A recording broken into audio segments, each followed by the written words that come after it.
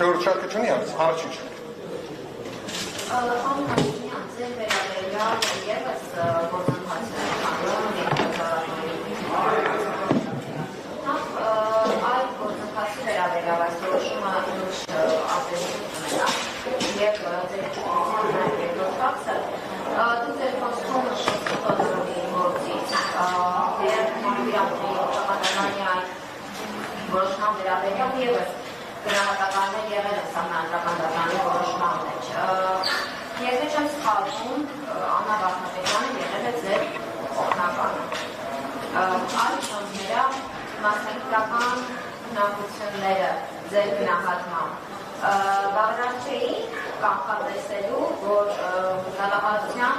այս իրավապրակտիկան վիճահարույց է։ Նախ սկսեմ իմ վերաբերյալ գործից, շատ ճիշտ եք նկատել, այո, ես էլ եմ անցնում նման գործով, դատախազությունը իմ դեմ ներկայացրել է Հայց հակակոռուպցիոն դատարան եւ գործը հիմա քննվում է հակակոռուպցիոն դատարանում։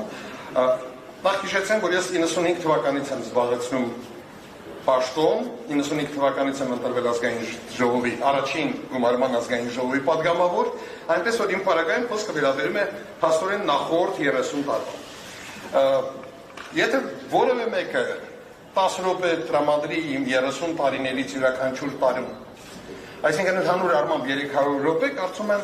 իր մոտ հարց այլևս չի ծագի, թե իմ գույքերը, որ կարող է տեսականորեն անգամ լինեն ոչ օրինական։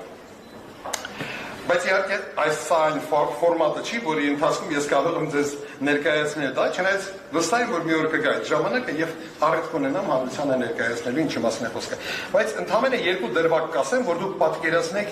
ինչ մթնոլորտ է տիրում այդ գործերի հետ կապված առնվազն իմ պարագայում։ Վերջերս դատախազությունը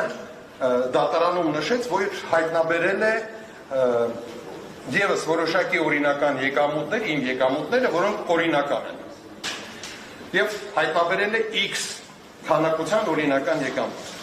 Ողջամտորեն պետք է ենթադրել, որ ուրեմն Հայցը պետք է պակասի, չէ, X-ով։ Եթե չպակասեց, նշանակում է անարդար մոտեցում կա, համաձայն եք։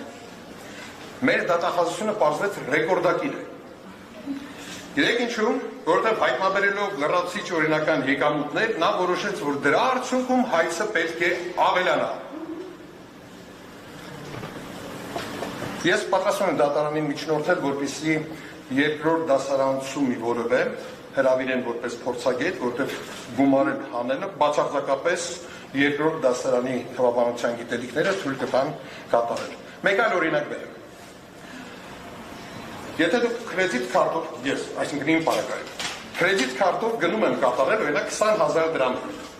Դատախազությունը դա համարում է ծախս եւ ճիշտ է անում։ Բայց հենց որ երբ իմ հաշվից կրեդիտ քարտի պարտքը փակում եմ 20,000, նա համարում է, որ ես կատարեցի երկրորդ 20,000 դրամ ծախսը, արդյունքում ես ծախսեցի 40,000 դրամ։ Շատ ժամանակ պահանջվեց ցույց տալու անհետեթությունը, կարծում եմ ոչ։ Նմանատիպ տարօրինակ բաներ իմ հայցադիմում այս պայծրությամբ հայտնաբերել եմ 237 հատ։ Շարունակում եմ ընտրտուքը։ Ինչ վերաբերում է Աննա Վարդապետյանին, նախ ասեմ, որ ես գնահատական կարող եմ տալ պետական ինստիտուտներին, անձերին գնահատական տալիս եմ միայն այն դեպքում, եթե անձը ներկայացնում է պետական ինստիտուտ։ Հայաստանում երկու նման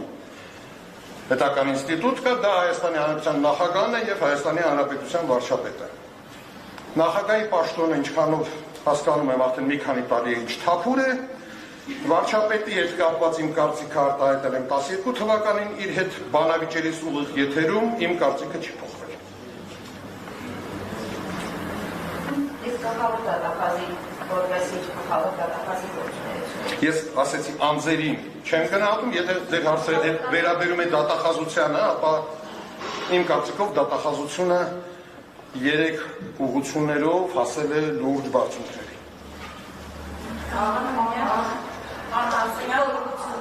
Ինչ ուղղություններով։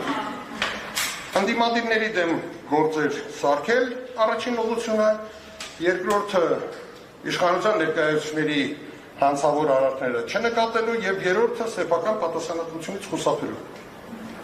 Համեցեք։ Երկրորդ Այսօրեն սահմանադրական դատարանի տեսակետում է ձերնի կազմակերպումը տարբերակներով երկրորդը դատելով ստեղծել տեղի ունեցած գործընթացի, ինչպես նաև իրավապահ համակարգի գործողությունների առանձնահատկությունները։ Արդյոք օրենքի նոր կերպով իրավունք պատվակում է պատժի ամուսնապետության եւ կամ արտադրության վերականգնման, սոցիալական արտադրության վերականգնման։ Ոչ չուներ։ Այս ձևով օրենքի կիրառումը ուներ լրիվ հակառակ նպատակ։ Մի կողմից այն կարելի է տեսնել նույն շարքում, որ քաղաքի կենտրոնում ապրող ենթադրենք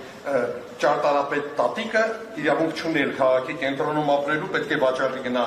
ծայրամաս, մի կողմից ուրեմն սեփականության վերաբաշխում եւ մյուս կողմից արդեն նշեցի, դա քաղաքական ընդդիմադիրների դեմ որպես գործիք, որպես մահակ կիրառել է։